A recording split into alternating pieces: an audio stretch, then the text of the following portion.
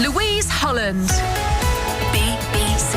Radio Cambridgeshire. 8 minutes past 5. Good afternoon. Now, the Bank of England has lowered interest rates for the second time in 3 months. But what does that mean for the cost of borrowing money? Good news for people with credit cards or looking to fix a new mortgage deal. Not so good for our savings. With rates going down, it could give us a psychological boost. Polls have shown that consumer confidence is at an all-time low, and a cut to interest rates will have a positive effect on the general public. Mortgage advisor Sally Mitchell is also a broker and a business manager from the Mortgage Mum website. Sally, welcome. Thank you very much for joining us. I'm guessing for listeners who save, it's not great news, but for those with credit, this is going to be good. And that's probably quite important right now. It is. I mean, there are 8.4 million mortgages out there in the UK. And for about 1.2 of them who are on tracker or standard variable rates, they're going to see an immediate change to their monthly payments. It could mean the difference between, for a tracker, a drop of nearly £30 a month for the average mortgage amount, or for someone who's on the standard variable rate, about £17, £18. So, it's not enough to go on holiday, but it's helpful. And in this market, we'll take everything we can get. I appreciate the answer to this question is how long's a piece of string.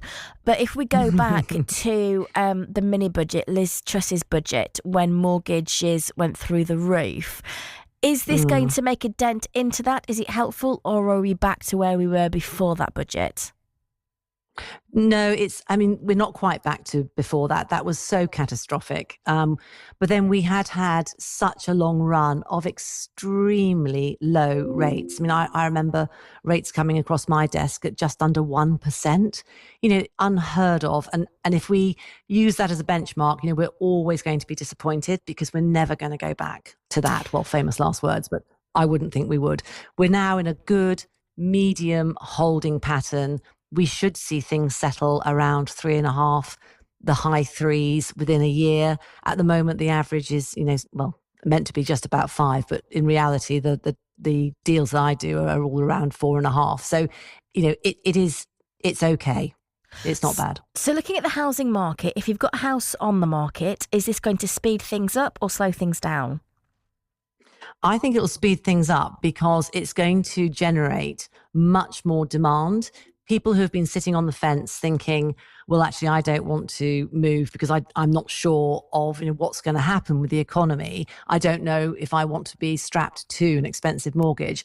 And now thinking, do you know what? No, this is good. Rates have been coming down. This is giving the consumers, as you say, more confidence. It's now is the time to make a move and to take the plunge. And I think that is really going to see a stimulation of the market.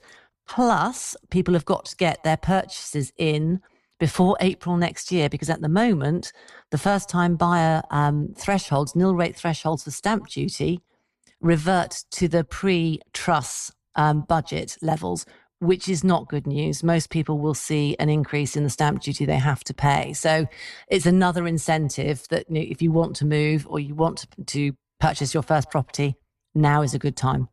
If you have credit cards, loans, etc., is now a good time to consolidate, to look to move it? What should we do regarding interest rates on what we owe?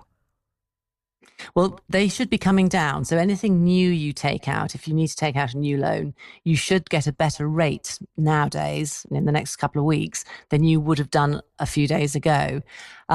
You can always look at consolidating debt. Most people do consider adding it to their mortgage balance, especially if the mortgage rate is less than they're being charged by the loan companies. It's quite a tricky thing to look at, and it should be on a real individual basis because it's not for everybody.